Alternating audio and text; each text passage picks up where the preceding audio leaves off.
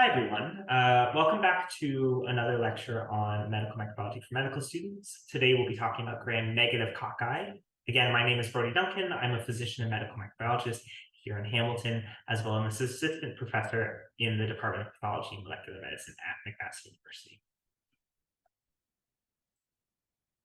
So today, our main goals are to learn the names of some medically important gram-negative cocci.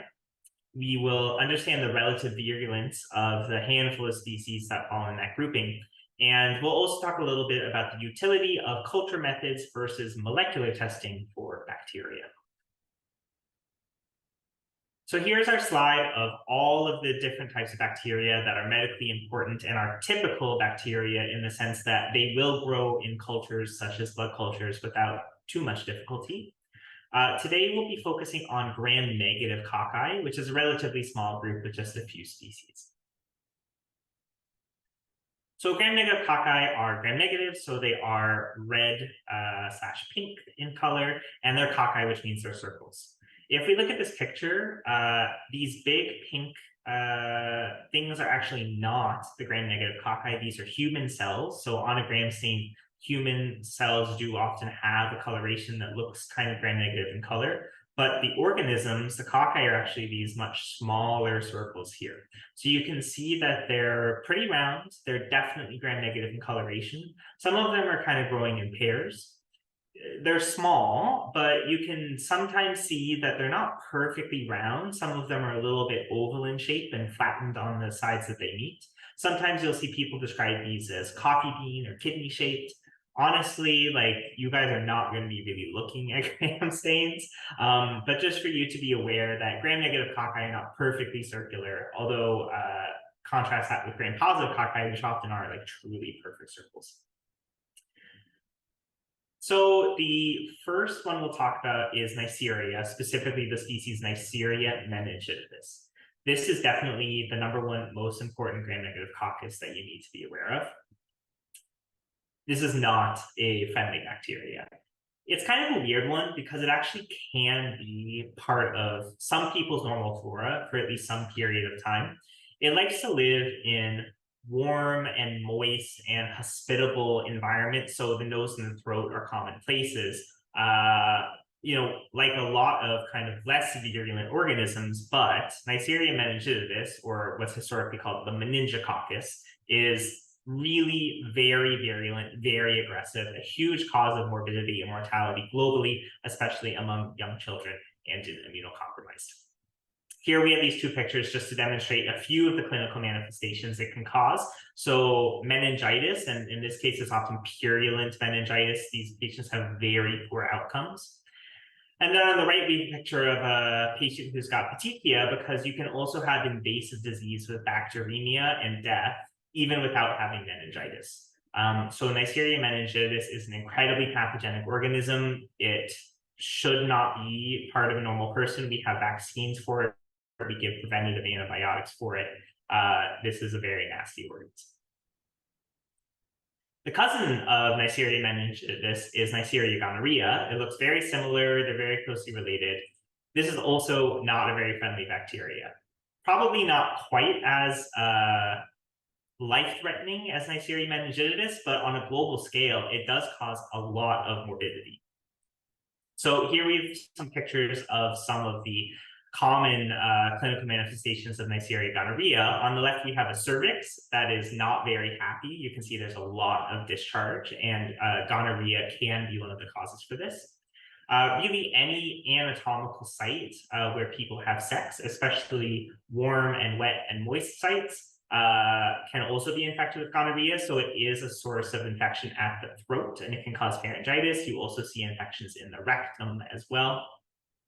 Gonorrhea is not as invasive as Neisseria meningitidis, but it can be invasive. And so we do actually see infections where it can get into the bloodstream and then spread to sterile sites, not just mucous membranes. So here's an example of a patient who has a big swollen knee, because this is one of the manifestations, is Neisseria gonorrhea can actually spread via blood into joints, and then you can have very nasty joint infections because of gonorrhea.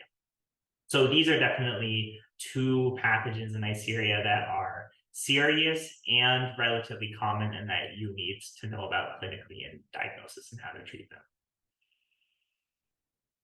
Talking about diagnosis, one question is, what is the benefit of doing culture instead of doing newer, more sensitive molecular tests? And the answer to this is that molecular tests like PCR they truly are more accurate for diagnosis for some hard to grow bacteria, for example, Neisseria gonorrhea. These bacteria, because they like to live in these warm and wet environments, when you take them out of the human host and you put them in a bag and send them to the laboratory on the highway, like they can die in transit. And so culture is actually not as good as PCR to say, yes, your patient has gonorrhea. But culture is still important for follow-up testing, such as antibiotic susceptibilities. You can't do susceptibility testing looking for if certain antibiotics are going to work or not using molecular methods, although there is some improvement in those areas. But especially for organisms like gonorrhea, where we actually do see quite a bit of drug resistance emerging, there is still a role for culture, even if most patients are going to get diagnosed using PCR. Finally, one fact about PCR is that it cannot distinguish dead from alive bacteria. So if you can't tell if your patient has actually been cured of their infection, you can't really use a PCR in the short term to figure out if the treatment has worked or if there's treatment failure. You have to look for other methods such as culture for that. So for Neisseria, there are commensal Neisseria. I've given these a little neutral face because even I don't quite know where I fit them in my schema of medically important bacteria. These are bacteria that, like their cousins, meningitis and gonorrhea, the commensal Neisseria do like to live in warm and moist environments such as the nose, the throat, the genital tract, the rectum, but they don't tend to go outside those sites very much. So they're actually pretty rare contaminants. And they also tend to not cause a lot of disease, even in immunocompromised hosts. So if you see commensal Neisseria in a culture, you should really think hard before treating it and think, could this just be a random contaminant? But these are not very common in clinical specimens. They also tend to not be nice gram-negative cocci like this. Some of them are quite a bit more bacillary in shape. Finally, we have Moraxella. The only Moraxella species that is very medically relevant and also that tends to feel like cocci is Moraxella catarrhalis. This is not a friendly bacteria. Moraxella, similar to Neisseria, tends to live in warm and moist environments, especially in the upper respiratory tract.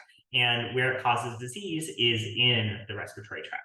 So the most severe presentations would be lower respiratory infections such as pneumonia. You can also get COPD exacerbations associated with this, but it does also cause a lot of upper respiratory tract infections such as ear infections, where we have a bulging tympanic membrane here, sinusitis, other presentations like that. This organism is not terribly common, but because it's mostly community-acquired infections, we're not usually getting cultures from those anyways. They're just being treated empirically, and if they recover, then great. So you do have to keep this on your differential diagnosis, but you're not going to be getting a culture positive for Moraxella very often. So that's it for gram-negative cocci. It's just a small part of the bacterial kingdom, but there's a lot of real pathogens here, especially in Neisseria, but Moraxella does cause quite a bit of disease, especially in children. So you definitely need to know these very well. These are my references for pictures used in this presentation. Thank you very much and look forward to seeing you in the next lecture.